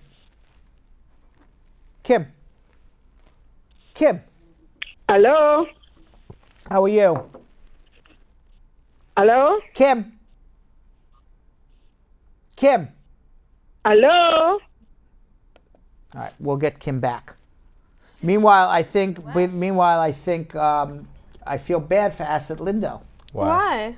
All right, because this is the first instance that I've ever heard of that Hump Day News is causing a marital problem. Major marital problem. I see that. And it shouldn't. Hump Day News should bring joy and fun to everybody, but it has caused a marital problem with Asset Lindo because she's pissed off at her husband now because he called just when we were getting into the scoop on that 1 1/4 inch penis. All right, Asset Lindo, things could be a lot worse. Exactly. You could be married to the guy with the 1 1/4 inch penis. I assume you're not. Exactly. Right? I assume you did not. You were not the one who wrote that on Reddit. Exactly. Pick up the phone and be like, "Hey, babe, right. thanks for not having a 1 1/4 inch. I love you. I love you. I think of all the positive things that could have happened. Right. I wholeheartedly appreciate your lack of micro pee. That's right. All right. Let's go to Vicky in Miami, Florida. Hi. How are you? Good. My question is from my aunt. She's in Jamaica and her father is here. She want to know, like, if he should file for her husband, and her son, how long would it take? So your aunt wants to file for the husband and the parent and the son? Her father is here. He's a citizen here, but she's in Jamaica with her husband and son. Oh, I see. Want to know how long it will 15 take. years. 15? 15, believe it or not, yeah. Yikes. Yikes is Okay, right. thank Find you. another way. Find another way. All right. All righty, thank you. You're welcome. Let's go to Pate in Irvington, New Jersey. Very fancy name, Pate. Pate. What's happening? Brad. Is that your name, how you doing? Pate? Pate, yeah. Pate. Let's pate, So I wanted right? to thank you. Yeah, I wanted to thank you. Yeah. To thank you first. You know, you're doing an Thank you. amazing work Thank you. for all the immigrant community. And I appreciate it, Yeah. and I get all these thanks also on Facebook, and everyone says this is the greatest, best show ever. Yeah, there's only one amazing. group who don't like our show. It's like the Ku Klux Nick. Klan. I can't think of anybody else who doesn't like us, right? You're right. All right, what's going Nick. on? Yeah, good. My wife thinks that I'm addicted to the show because I watch it all the time. She's Thank like, you. you don't pay attention on me. Oh my anymore. God, we're ruining a lot of marriages now. This is terrible. We threw a lot of monkey This wrenches is in terrible. relationships. Oh my gosh. We got to get Nick. you and Acid together in a room and have a group intervention here. With your significant With your other. significant others, right. Bradshaw Live intervention. All right, what's your question? What's your question? Online. What's your question? Yeah, I spend all my time watching it online, thank you, on thank YouTube. you. So Thank you. Yeah, thank you very much. So I have a question. I was like a student, and I never violated my status until I got married, and I have filed, the I-130 and all the form. Mm-hmm. So I have done like 2 weeks ago the fingerprint. Mm-hmm. And I'm waiting for the work permit and the travel document. But Okay. My family is planning a trip to Bahamas, and I was asking if I would be able to go. As long as you have the advanced parole, you can go. If you don't have the advanced parole, you No, can't go. I don't have it yet. I'm waiting for it. Then I'm you waiting can't go, for it. because if you leave without the advanced parole, you have self-deported yourself. They're not going to let you back in the United States. Okay. All right, so got it. So that's Got it. unfortunate. Now, conceivably, you can go down to immigration, say, I have this plane ticket, I'm going. They may not give it to you. But most likely they won't. Because it's a vacation. It's not for, a business or family emergency. All right. Okay, thank you, Brad. And tell to my wife to let me enjoy you and your show, Is please. she there? Let's talk to her. Is she there right now? No, she's at work. All right. So just tell her to watch. What's her name? Letitia. Letitia, give Pate a break for 2 hours, all right? For 22 hours, you are his queen. Give him 2-hour break just to watch us, and for 22 hours, you're his queen. I promise you. He's a nice guy. All right, thank you very much. Thank you. All right, Thank okay. you. Bye. All right, there. Did I put them back together? I think you did. That's pretty good. Yeah, I mean, he loves his wife. I can already tell. He's just like, give me a break for 2 hours. Yeah. You'll be my queen for the other 22 hours, right? All right, let's go to Yvonne in Huntsville, Alabama. Hi, Brad. How are you? I'm good, and you? Good. What's going on? Yes, I have a question for you. Yes. 2012, I becomes an American citizen. Uh-huh. And I filed for 3 children back in Jamaica. I got one because they say she was a minor child. Mm-hmm. But it is 7 years now. This year makes 7 years. I filed for the boy, and I haven't heard a thing from the immigration. I don't know what's going on. How old is this boy? Is he a man now? Well, yes, he's in Jamaica. He's 30 now. When I filed for him, he was about 21, 22. Okay. What year did you file for him? 2012. Okay, and I apologize because you told me, but sometimes my mind goes faster than the words that go through my mind. Did you say you were a resident or you're a citizen? Did you say a resident or you're a citizen? I'm a citizen. You're a citizen. I'm a citizen. Okay, so right now they're up to October 22nd, 2011. And you filed when in 2012? What month in 2012 again? I filed, I think it's August. August, all right. So you're about 8-9 months away. You should be hearing any day, any month now, within the next 90 days. You should be hearing from the National Visa Center about processing for your son to complete his green card. I would guess that not in the year 2019, but sometime in 2020, he will be in the United States with his green card. And you should probably start hearing from the National Visa Center towards late spring in that time. Now, if you don't hear in another, 2, 3, 4 months maximum, pick your time, 2 months, 3 months, 4 months, whenever you just get overly anxious, then you have this telephone number. But I would suggest you would probably hear from them very shortly. You have this telephone number, call, have a consultation with me, and let me follow up with the National Visa Center. But before you have the consultation with me, I'm going to save you the money because I'm probably 99% certain in the next few months you'll hear. But if you don't, then give me a call. And what about the girl? I filed for her in 2013. Then she's a year further behind. She'll be 2021. Year further behind. Yeah. Okay. I'm so thankful. I'm so thankful, Mr. Brad. Thank you. Thank you so much. Thank you, Yvonne. Okay. Thank you. All right. Helping one person at a time here. Yeah. Right. I saw Jessica Leamy said she wants to go to law school now. She thinks she can pass the bar exam. Think so? No, because this is just immigration law. Fair. All right, you got to learn more than just immigration law to pass the bar exam. Rich Kid C, though, said that you're now a marriage counselor. I may very well be. If I can only do it for myself, right? That's the biggest problem is I can't do it for myself. Oh, I'm the same way. Great advice giver. What? Horrendous advice taker of my own advice. By the way, Mercedes Robinson said, Brad, do you think Mr. Cohen won today in regards to standing up and telling the truth? That's a good question. Did he win? I think he looked like a very believable person telling the truth. I think he looked sincere in telling the truth. Do we know for certain he's telling the truth? No. But if you had to guess in all probability, I would say most, if not everything he said was the truth today. But I could be wrong. I don't know. I mean, I could totally be reading the guy wrong. Now, with that said, did he win? He didn't win anything. Okay, the man's going to jail for 3 years. He did a lot of terrible things. He supported a terrible man in the White House, like everybody else around him. And he walked lockstep with Donald Trump. And even in his own words, he said, I never questioned it. I just did it. He did it because it gave him prestige being Donald Trump's lawyer, of course. Who wouldn't want to be Donald Trump's lawyer, right? Yep. I don't know if I would actually want to. Even before he ran for president, I don't know if I would want to. No way. Okay? But it gave him prestige. I'm Donald Trump's lawyer. Right. Okay? It gave him money. Yep. It gave him status. It gave him ego. It put gave his kids and his wife a fabulous life. Yep. It allowed him to make money and buy these taxi cabs. Okay? So he just walked lockstep without thinking, am I doing something right or wrong? Yeah. I think that's 100% okay? right. So now that he got caught, and I think it was one of the Republican congressmen, you can't say every Republican, is all bad and every Democrat's all good. No, not at all. Right. There was a Republican congressman from Louisiana. By the way, you always hear the Republicans always have the Southern accent. Right. As soon as I hear some guy with the Southern accent, I'm like, Republican. Right. I don't know why. It's so That is weird. true. Yeah. So it's just like so obvious, Mark Meadows is from my district in North Carolina. He represents my district in North Carolina. Yeah.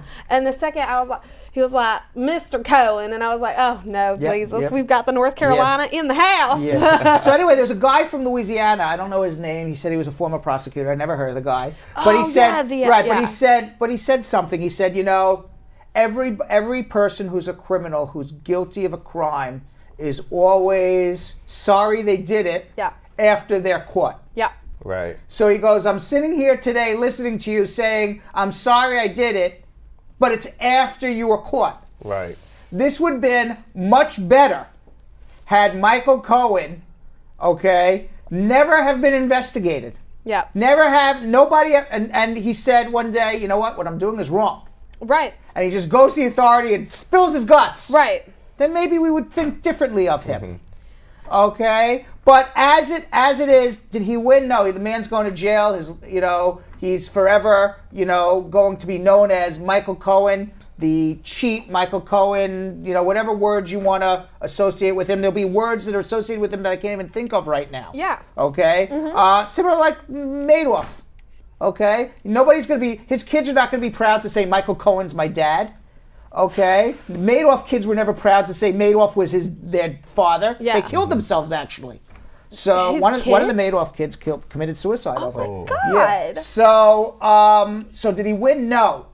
Do I believe that today may be a day in which we look back in a year from now as the start of the end of Donald Trump? It is very possible. And if that's the case, then yes, you can say he had a full hand in it.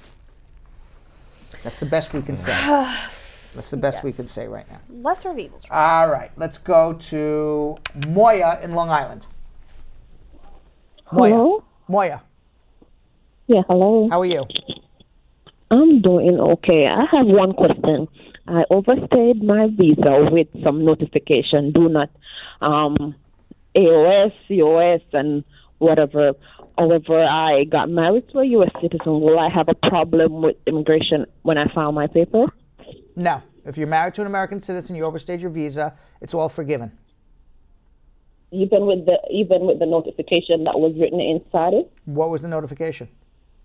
No AOS, no COS. Okay, because you were traveling a lot.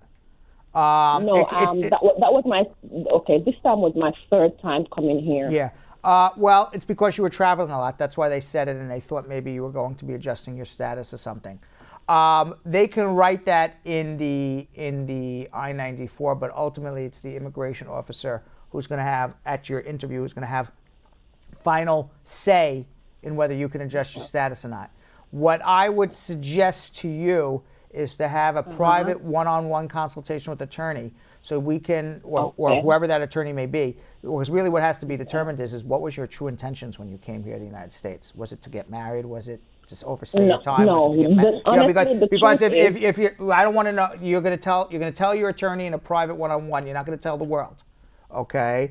But ultimately, if the immigration officer at your adjustment interview believes it was your true intention to visit and go home, and then something happened in the meantime that made you overstay, and then you got married and you're adjusting your status, it's one thing. If it was your intention to do it when you first came here, then they're going to say, sorry, you can't adjust your status. Okay? Okay, then, thank you. All right, so hold on one second if you need help. Let's go to Shanique in Brooklyn. Shanique. Shanique. How long am I going to take to find out if I'm up to Shanique? get a work? Is Shanique talking to me? I don't know if Shanique's talking to me. She sounds like she's getting her questions ready. Yeah, okay. Shakia in San Antonio, Texas.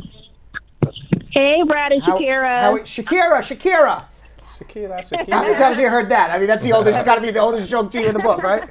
All right, what's going on? Yeah. Oh, my mom's watching, so I'm going to give a shout out to my mom. Hi, Mom. Hi, Mom. Hey, Mom. All right, so this is a pickle, so I hope you're ready. It's a pickle. Oh, she's in a pickle. Yeah. Oh my gosh. So it's really complicated. Yeah. All right, I gotta like.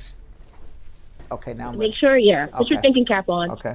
I'm currently living in San Antonio, Texas, and I'm a former New Yorker. However, like my family relocated to San Antonio. Okay. My mom overstayed her visa in the 90s, and she was here for some time, but she moved back to Bahamas for about 10 to 12 years. So she's trying to come back here, and my sister is going to file for her. She's married to a person in the military. However, apparently they have to use her husband's tax papers, I assume, in order for them to have my mom come here, I assume. Will it affect her husband's secrecy status, or I don't know, her? I don't know if you know what I'm talking about in terms of the husband's like an undercover CIA agent in the military. Not a CIA agent. Right now he's contracting overseas. Okay. All right. So this is the deal. Okay. First of all, mom overstayed her time. She has to be out of the country for more than 10 years. So hopefully that's the case. Yeah, she does. Okay. Yep. Sister can file. Okay. Does the sister have a joint tax return with the husband or no? Yes. Okay. They have a joint tax return. Okay. On the tax return, it says what the husband does, Department of Defense, whatever it is. Okay. He can get a letter from, I work at the Department of Defense. End of story. He doesn't have to say I'm not James Bond. Okay. He doesn't have to say anything. All right. So they're concerned about his status with I guess I don't know if it's a secrecy status or any type of secret or confidentiality that he has with the government. Well, I don't know what that may be. If you have a joint tax return, what I would suggest then, because IRS has seen this, right? Tax return. Yeah. So if you have a joint tax return, there's no law that says they have to file a joint tax return. They're not even living together. He's overseas. So file married filing separately this year. Okay, and another question. And then what you other leave options- him out of it. And assuming your sister makes enough money, it doesn't matter. What if she's not working? Well, then if she's not working, then she would sign an affidavit of support, show no income, and then get a second affidavit of support from somebody else. Okay, one more question. If she doesn't want to basically use her tax papers, are there any other options? Yeah, so this is what she would do. She would sign an affidavit of support, say she earns $0, and then you get a second person to give an affidavit of support. So that's if she doesn't want to use like her husband's tax paper like Correct. at all. Correct. Awesome. So will that affect my mom's status at all? Like, will that No, put as her long in as a she has bind? a good affidavit of support from somebody, it's fine. Okay. All right. Thank you. All right. Goodbye. All right. And All right. Oh, Shakira. I didn't know that. Shakira. Call back, Shakira. I apologize. Andre in Miami. Hey, Brad, how you doing? How are you? I'm good, man. So I got a question. It can be a little bit complicated, but I try to take it as Okay. So it's been 3 years since I've been married, right? But my wife and I separated, and I haven't put my petition in to remove the condition from my green card. She also filed for my kids. One, will my kids have a problem if we got divorced? If I have to file to remove conditions on my own, will I have a problem with the kids, and will I have a problem for myself? Seeing that it's been over 3 years of marriage. Your kids have green cards now? No, they're in Jamaica. Okay. All right. If you file for divorce, your wife, if she chooses to, can continue the case for your kids as long as she can show an independent relationship with them, that she's met them and has her own relationship with them. If not, then that's the end of the kid's case. Then you would have to turn around and file for them. But if you're going to file an I-751 and be separated from your wife, you're going to be denied.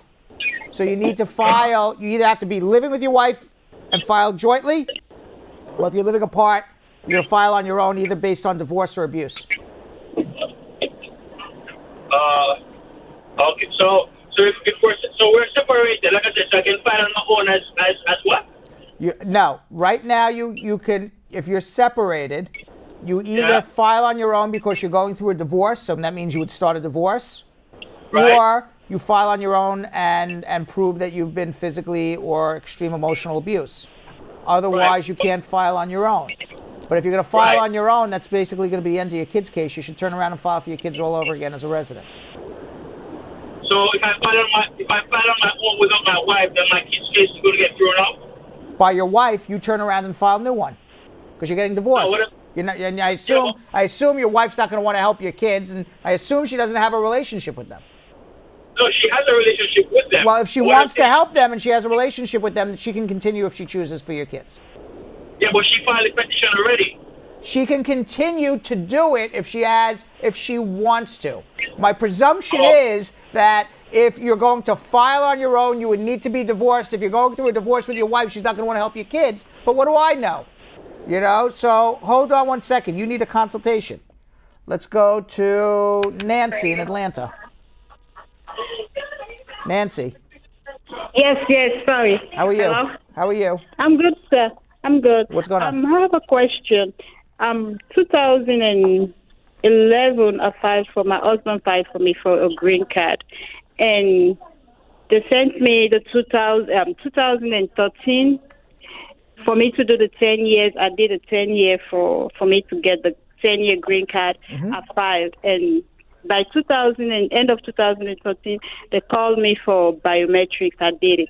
Since then, I've never had an update online, and they did not even call me for the past 5 years. So 2016, I went and get a lawyer, and when I took this lawyer, the lawyer said, I can just go ahead and file for citizenship, in which we went ahead and did. He didn't tell me that, okay, you need to find a green card. You need to get a green card for you to get citizenship. I didn't know. So we went ahead and filed for the green card, the citizenship. So last year, 2017, they called me for interview for citizenship. And when I went there, for the day for the interview, I went there without no green card. So the immigration officer asked me for the green card. I told him that they never sent me a green card. By law, they have to do your citizenship and I-751 simultaneously at that interview. Yeah, but you didn't go with a lawyer, so they it. they violated your rights. You didn't go with a lawyer. Yeah, so they have to. They have to do it. Dismiss the case. No, they don't have to dismiss. Because of the. Are you listening to the words out of my mouth? Yes, sir. Okay, so the words out of my mouth are they violated your rights. They by law they're supposed to do both your citizenship and remove the I-751 simultaneously if you file the citizenship. That's their rules. That's their own rules. So if they denied you, you have two choices. You can either accept it, that's what it is, or you can sue them. One or the other. I would sue them. Okay, so now I called by August. She doesn't care what I say. She's just going to continue her story. Yes. She doesn't care less what I have to say. Why did you call me? Why did you call me if you don't even? Okay, continue. Yeah, so they gave me 120 days because they said I can dispute the case or I can go ahead and file against, like, for the green card. So they gave me 120 days. They said they would get on to me, but up to now they did not even get to me. I called them last week. They said they gave me from now to the 28th of this month that they will get on to me. So I don't know what I can do if you have help. I think you have to sue them, which is what I said 15 minutes ago. Hold on one second. By the way, I'm just reading. Everyone's making fun of me in my sweater. They are. Damn. As a matter of fact, Jenny from the cubicle even messaged me and she goes, "Are you seeing these comments about the sweater? They're making fun of the sweater." What are they saying about the sweater? The collar. It's the collar. It's the mic that's messing it. Wait, what are... Oh my It's Hump Day, ladies and gentlemen. Shut your sweater off me! I'm tired of these comments anymore! And now this thing is stuck here! It's Hump Day! It's Hump Day! Take that! And now, whoops! I just went over a light, so... Are we more or less lit? Yes. All right, you next. All right. No. Now where's my... here, 1 second. Here we go. Now comment. Oh, Brad. Now comment. Brad. What? Are you going to have a black... What? Like, wrong? wire the entire time? Doesn't care. No, he doesn't. Oh, now he's unbuttoning, ladies. Watch out. It's really Hump Day now. There we go. All right. Ooh, they playing new music. What? That's right. They're playing music. Right. There we go. How's that? That's good. Good? Oh, I got this. There we go. Oh, what a outfit change. What a quick change. I actually like it. There you America's Got Talent. Here America's Got Talent, right? In the quick change category. That's right. Brad-y-mology. Last time anyone makes fun of my sweater again.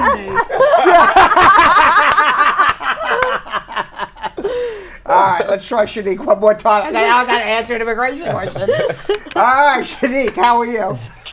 Hello, I'm good. What's going on? I want to ask a question. Yes. So I get married like last year, March. Right. And my husband started to abuse me and kick me out and everything like that. So I filed an abusive, whatever I call it. Then I filed it 3 weeks ago. So how long would it take for me to you'll get an answer? You'll get an answer in like 2 years from now. You'll get a work permit hopefully in 6 months. Hopefully you'll get a prima facie response in a few months as well. Now that's assuming that the VAWA cases are moving ahead. It has not been approved by Congress, VAWA, to move forward. It's financed through the end of the year, so they're accepting the application. But whether or not it's actually going to go through or not, I assume it will. You just got to wait a week or two, okay? Okay. All right, then. Thank you. You're very welcome. All right, Rita Ritz says, I need a poll. Well, maybe if you shared 1,000 times, I would put one in. Would you? You would put a poll into our studio Yes. for 1,000 shares? Just for you. No, I'm good. Thank you so much, Brad. Just for you. For me to make it rain dollar bills on anyone else who comes in? Absolutely. Meanwhile, we talked about Anna Banana earlier in the show, And she seems to think that 21 Savage was targeted by ICE. That's her opinion, and that's many people's opinions. Yeah, absolutely. After his song "A Lot" dropped, in which he criticized immigrant family separations and detention. Oh. You think then they put two and two together and said, "Who's this guy who's rapping about us?" I think they absolutely could. Let's see what Anna has to say. Hey friends from the Brad Show Live, I'm Anna Azcona. Rapper 21 Savage was granted release after spending 9 days in ICE custody. He was taken into custody on Super Bowl Sunday due to a targeted operation, according to an ICE spokesperson. 21 Savage is a British citizen who entered the U.S. illegally in 2005, but overstayed his visa, which expired a year later. According to ICE, he has a record of being convicted of a drug felony, but his attorneys dispute these claims. And after fighting for his release, 21 Savage was released on bond, but guess what? They released him at 3 p.m. right before ICE stopped taking any payments, and that resulted in him having to stay till the next morning. Let me mention, 21 Savage was taken into custody the night of the Grammys, where he was due to perform, and they messed up his whole special night just because they decided to arrest him right before. What are the odds? And many people are speculating that his arrest happened 5 days after his new song dropped called "A Lot," where he criticizes the separation of families in the US and Mexico border. That kind of sounds like it was all planned out. Because first of all, they ruined his big night at the Grammys, and then they make him stay extra time because they were no longer receiving any bond payments. I don't know, what do you guys think? His fellow colleagues like Nicki Minaj, Cardi B, Meek Mills, and Jay-Z have said that 21 Savage arrest sounds like a travesty. I think they may be onto something, and I must have to agree, because what are the odds that all of this is happening after he applied for a U visa? U visas are issued to those who are victims of crime and those who are helpful to law enforcement in the case of an investigation of a criminal activity. 21 Savage applied for a U visa as a result of being a victim of gun violence back in 2013. Now here's the tricky part. After he applied for his U visa, ICE began to track him down because now they had a hold of his address. But what is he supposed to do?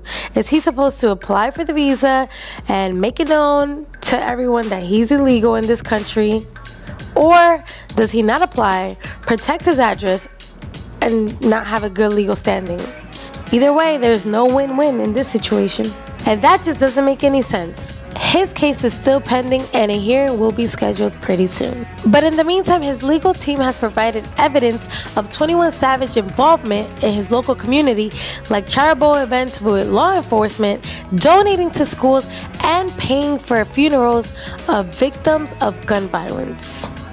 Wishing 21 Savage good luck, and hopefully this all gets resolved. Peace. All right, so we're going to do some social media check-in. Yeah. Let's do it. Do it.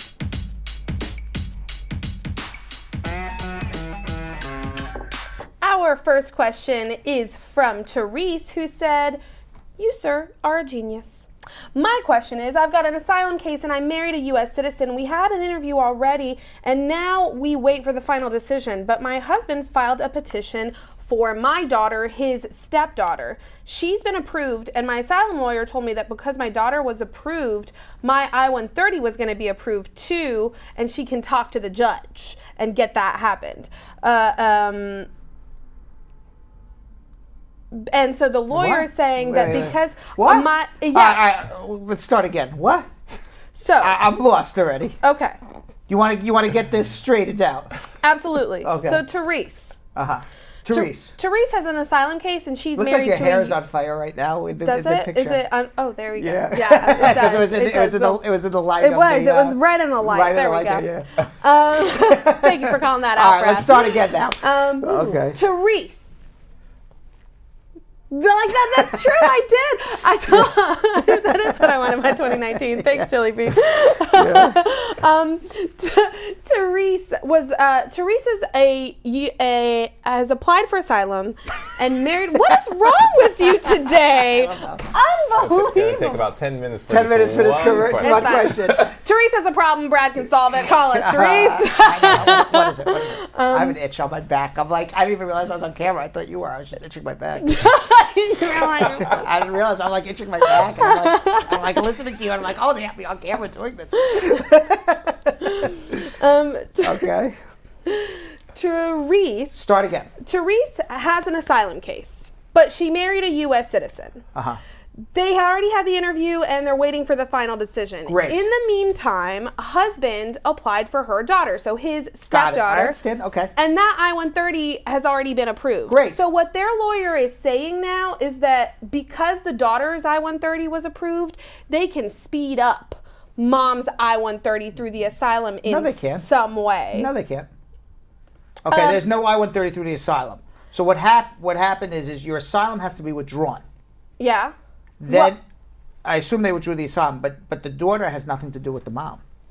Those are two separate cases. So it seems like that's the question. Is the lawyer is saying that we now remove the asylum, we now withdraw the asylum case. Should have been withdrawn from the beginning and just filed an adjustment. So the lawyer's just taking longer and longer and longer. All right, MGM says, hey, Brad, I filed for my adjustment of status in Arizona through marriage in October 2018. On the 25th of February 2019, I got a notice on this ISCIS website saying they have scheduled an appointment, but there's not a date. And it says they'll send me a letter in the mail. Can an interview be scheduled before you get the work authorization card? Should I be worried? I think what you're reading is they said that you're ready to be scheduled. Not that you are scheduled. Just means that they reviewed your application. It seems to be in order. They're just a year behind. Our next question is from Curly Girl Shauna, who said, I was wondering if you think I've got a good case. I filed for VAWA in November of 2018 by a resident. I sent pictures of my busted face, therapy papers, pics of good marriage. You got a good case. Everything. You got a good case. No joint tax return. You got a good case. Okay. Okay, because who would get a busted face and go to therapy if they weren't in a real marriage? I mean, she said she sent joint bank papers, car insurance with her name on it. She only has one affidavit from a friend who witnessed some of the verbal abuse and saw her face. It's fine. A picture is enough. Picture says 1,000 words. Right, 100%. Okay, nobody's in a business marriage and gets beat up. Right. Right. Ken Kibet says, my question today is, how would someone who has an expired work permit but is waiting for a New York permit go about renewing a nursing license at the state health department? You can't unless you have a work permit. Got to renew your work permit. Arlene said, my friend's been married to her husband for about 4 years and he cheated on her and had a baby with the mistress. He wants a divorce, but she's got an I-751 pending for 11 months now. Any advice? Get a divorce. If you have a 2-year green card, you could always get divorced and prove it's a real marriage. Don't be unhappy. Jay Jamaican says, my wife is a green card holder. When we filed an I-130 a year ago, I'm entitled to a work permit by now? No, you're on a waiting list for a green card. You're not entitled to a work permit until you adjust, which is not until your wife becomes a citizen. We've got another question from Orlando Scott, who said, good day, Brad.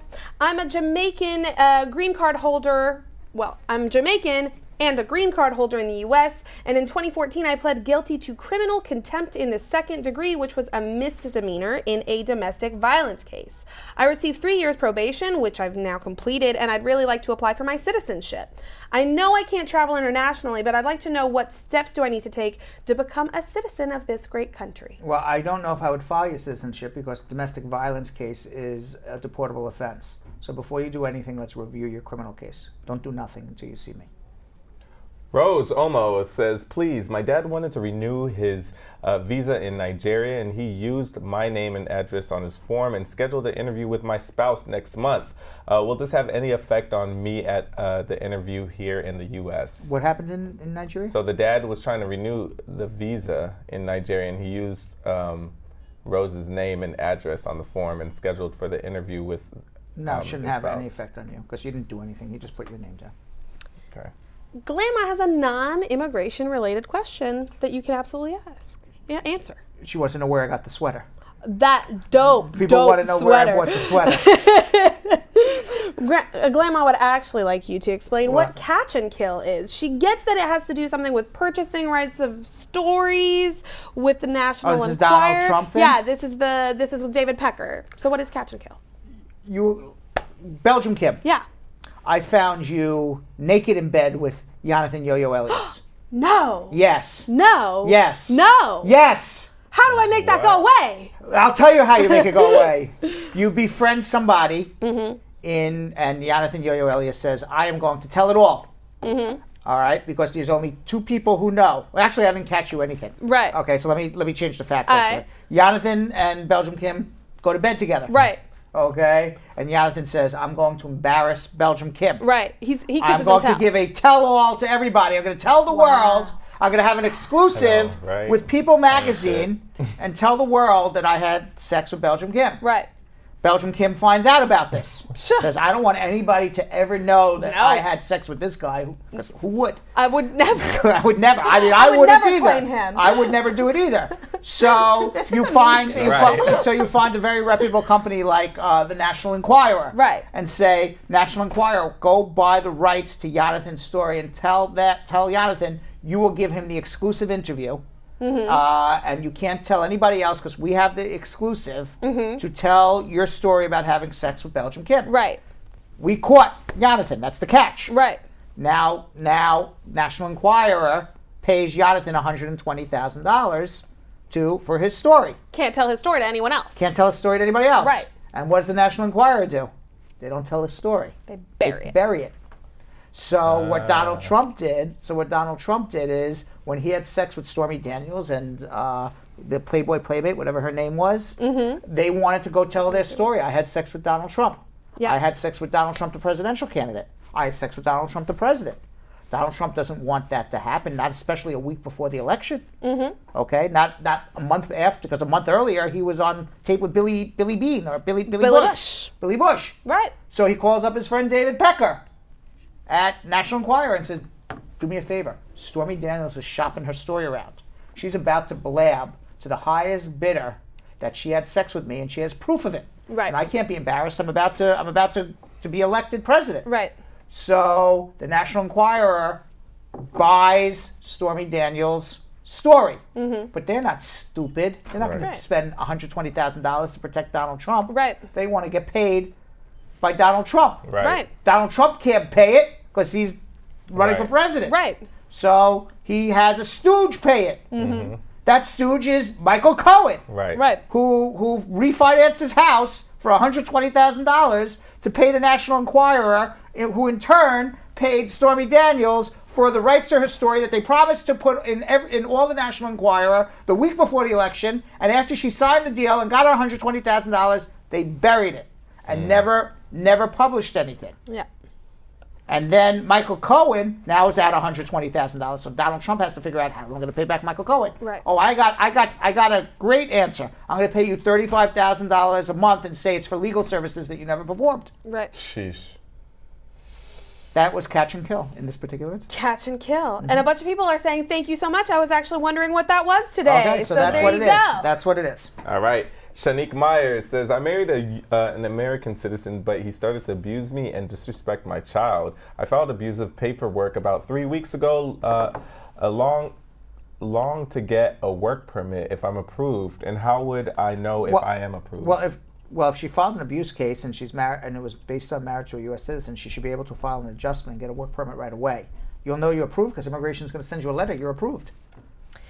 And our final question for right now is from Rosie Ann, who said, is it for sure that the officer who put my 485 on hold till my VAWA gets approved, what should I bring to the interview? What? So it sounds like, is it certain that when I go to my I-485 interview that I am now switching to a VAWA? Are they going to, when I tell the officer I'm switching it to a VAWA, are they going to put that I-485 on hold? Only if you have the VAWA filed and you have a receipt notice for it. Other than that, they're going to deny it and tell you just file a new one when you're ready. And what should she bring other than the VAWA receipt? Whatever proof she has, the copies of everything she submitted for the VAWA. Okay. Okay. Now with that. Yeah. We had sent Yonathan out on the street We love the segment so much. We did. That was Okay, so one of our favorite segments of the year so far. I like it. Whoa. Okay, yes, it was one of mine. So we sent him out a second time because the first time wasn't enough. Right. All right, for a second edition of Brad-y-mology. Do you know which culture's words we use every day and where they originated from? Let's watch. What's up, Brad Squad? It's your boy, Yonathan Elias in the streets of New York. All right, did you know that there are some words, very common words that you use every day with roots from all over the world? Well, if you didn't, play along with us. We're going to test some people and also test you with a game we love to play and call Randomology. Let's go. You ready to play Brad-y-mology? You look pretty smart. I'm ready. Now, karaoke, is it Japanese, Chinese, Spanish, or Filipino? Japanese. Is it Japanese, Chinese, Spanish, or Filipino? Doesn't sound Spanish. I'm gonna go with Japanese. Where are you guys from? The Philippines. Philippines in the building. I think Japanese. Filipino. It is Japanese. You guys do karaoke? I think all Filipinos do. Karaoke is Japanese. It means empty orchestra. It comes all the way back from 1970 when a little drummer boy was frequently asked by guests to play music that they can sing along to. I actually love karaoke. I can't really sing, but I like to sing it. Now, gung ho. Is it Old English, Punjab, Chinese, or Turkish? Punjab. Turkish. Now, gung ho. Is it Old English, Punjab, Chinese, or Turkish? Chinese. Gung ho. Is it Old English, Punjab, Chinese, or Turkish? A lot of options. Chinese. Yeah, look at that with ease. Gung ho is Chinese for work together, but of course in English we have to change things and it means excited or enthusiastic. Moped, Swedish, Danish, Japanese, or Vietnamese? Swedish, Danish, Japanese. Danish. All right, now moped. You guys know what a moped is, right? Exactly. Is it Swedish, Danish, Japanese, or Vietnamese? I think Danish. Swedish. Now moped. Is it Vietnamese, Japanese, Danish, or Swedish?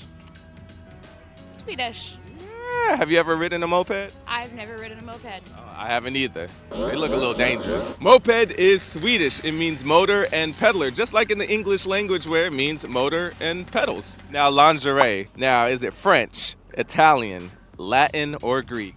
I would say French. Latin. French, Italian, Latin, or Greek? French. Lingerie. Do you wear lingerie? Only on the weekends. French, Italian, Latin, or Greek? I think that one's French. There you go. I know it's kind of sexy. French is just very sexy. Yeah, you know, they know what they're doing. Exactly. Lingerie is French for underwear for either sex. But of course, in English, we got to change it to a little bit more of a provocative meaning, if you know what I mean. One of my favorite foods, bagels. Is it Yiddish, Russian, Polish, Ukrainian? Gotta be Yiddish. I think it's Polish. Russian? Bagel. Is it Yiddish, Russian, Polish, or Ukrainian? Yiddish. Nice. What's your favorite bagel? Everything. Everything bagel? Me too. Kind of look alike. Kind of look alike. There's a striking physical resemblance. Bagel is Yiddish, and it means big, ring, heart-shaped bread roll. Now, Taekwondo, Japanese, Chinese, Korean, or Thai? I feel like Thai is the trick answer. We've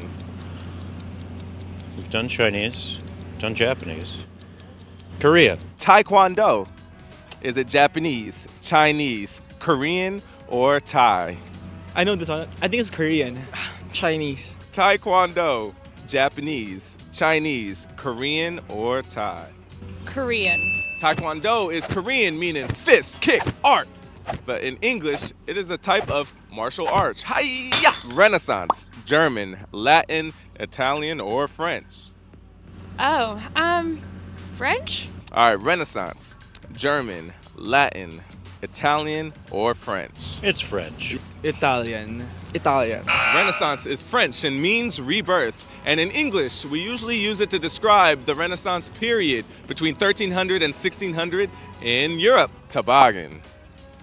Is it Native American, French, Norwegian, or Dutch?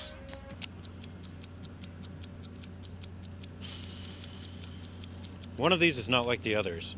Native American. Norwegian. Last but not least, toboggan. Is it Native American, French, Norwegian, or Dutch? Native American. This girl right here. Good job, Georgia. Toboggan is Native American. It comes from the Algonquin tribe, means drag made of skin. And depending on where in the U.S. you are, it can also mean a long, flat bottom sled or a winter hat. You guys passed, though. You guys did amazing. See, but this teaches you that a lot of words that we use every day comes from different places, right? Very interesting. All right, there you have it, Brad Squad. Another successful game of Brad-y-mology. I hope that you guys enjoyed it, and I wonder how many you guys got right. Let's go back to the studio. All right. I only got about 2/3 right, I think. Right. And I got bagel wrong. I said it was Polish. You thought it was Polish. Yeah, Yiddish. I thought it was Polish. It was Yiddish. I had no idea. Right. I thought Yiddish was too obvious. I don't know why. Sometimes you got to go with the obvious. They trick ya. All right, Belgium Kim. There were a lot of comments today, so I'm sure you have a bunch of comments of the day.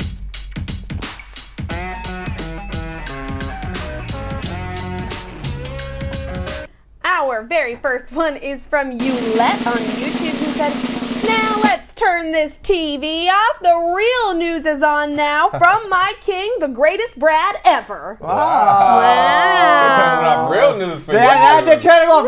They're turning off Wolf Blitzer for me. Yeah, they did. Yeah. I love it. All right, our second one comes from Change Name on YouTube. Thank you for the free advice, Brad. You are great. Yes, sir! Tony the Tiger. I saw that, right. We had a couple of these today, Brad, and so Pauline Williams said it best. Brad, not just an immigration lawyer, but you're a marriage counselor, too. I try. Yeah, you had a couple of those today. Yeah, you did. All right, our third comes from Don Harriet saying, "This show is like no other I've ever seen. It's fun even when it's serious." That's right. Yes. Because we're great. Well, I don't feel like this looks like a proctology. Really, the one finger is really weird. Yeah, right? Yeah, that looks really weird. Whoa, I didn't see that. I did it as a finger. Yeah. That's worse. That's a whole fist. And that's actually a great segue into Yvonne Steele said, well, we should be all stress-free after all these labs. That's right. I hope so. I hope so. I hope we brought some joy and knowledge and information and just a lot of fun and love. We'll see you all tomorrow. Goodbye. So, Sam, as part of the production, we have to say this disclaimer at the end of the show. Do you mind reading it for me?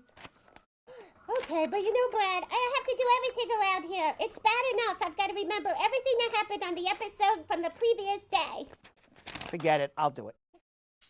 The proceeding was information only and not specific legal advice. Consult an attorney about your individual situation. Prior successful results do not guarantee a similar outcome in the future. To make an appointment with the Spar and Bernstein law firm located at 225 Broadway in New York City, call 1-800-529-5465. That's 1-800-529-5465. Easy to remember, 1-800-LAWLINK. That's 1-800-LAWLINK.